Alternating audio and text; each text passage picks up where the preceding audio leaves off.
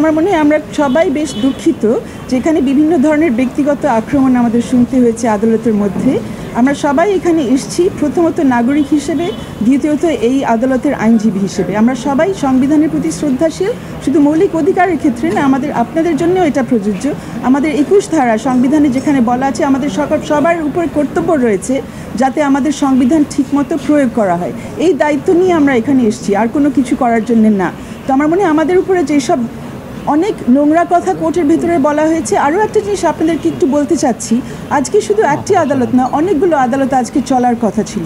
অনেকগুলো আদালতে শুধু আমরা যারা প্রাইভেট লয়ার আমরা থাকি না, অ্যাটর্নি জেনারেল অফিসের বিভিন্নজন থাকে, assistant attorney general, deputy attorney general, ওনাদের দায়িত্ব হচ্ছে রাষ্ট্রের কাজ করা। ওনাদের নির্ধারিত কোর্টে না থেকে সবাই কেন এই বেঞ্চের মধ্যে ছিলেন? আমাদের কেন এমন অবস্থা শুনতে হয়েছে যে আমরা যখন মাইক নিয়ে কথা বলার চেষ্টা করছি, মাইক অন থাকার পরেও আমাদের কথা শোনা যায়নি? কারণ চারিদিক থেকে তখন বিভিন্ন ধরনের কথাগুলো বলা হচ্ছে, ব্যক্তিগত আক্রমণগুলো করা হচ্ছে।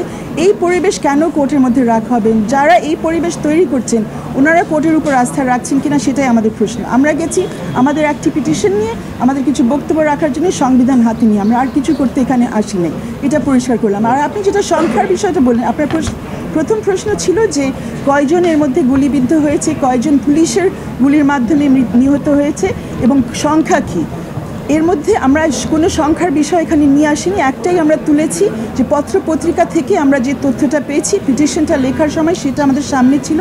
এর মধ্যে সরকারি একটা তথ্য এসছে আর সেটা তুলে দেওয়া যায়, আর একটা পিটিশনের মধ্যে বলাই যায়। কিন্তু কথা হয়েছে একজনের বেশি একাধিক বাংলাদেশি নাগরিক মরেছে, গুলিবিদ্ধ হয়ে মরেছে, নিহত হয়েছে। তো সেটার তো একটা তদন্ত করতে হবে। আমরা এখানে তদন্তের জন্যও আসিনি, গণতদন্তের কথা তোলা হচ্ছে, সেটা নিয়ে আমরা কোনো কথা এখানে বলিনি। আমরা বলেছি যে গুলিটা বন্ধ করা হোক। আরেকটি বিষয়, এত কথার মধ্যে বোধহয় সবাই ভুলে যাচ্ছেন, এটার আরেকটি প্রেক্ষিত ছিল যে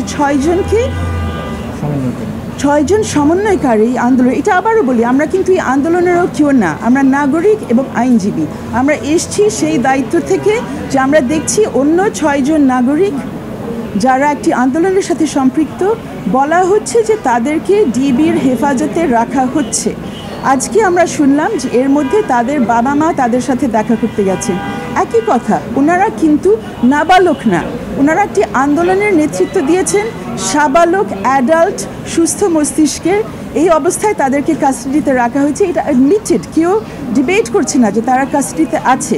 সরকার পক্ষ বলছেন ওই কাস্টাডি লিগাল, আমরা বলছি সেই কাস্টাডি লিগাল না। আমরা জানতে চাচ্ছি কোন লয়ের আন্ডারে ওনাদেরকে রেখেছেন। ওনারা বারবার বলছেন ওনারা নিজে যেতে চেয়েছেন। এখন নিজে যে যেতে চেয়েছেন এই প্রমাণাদিটা কোথায়?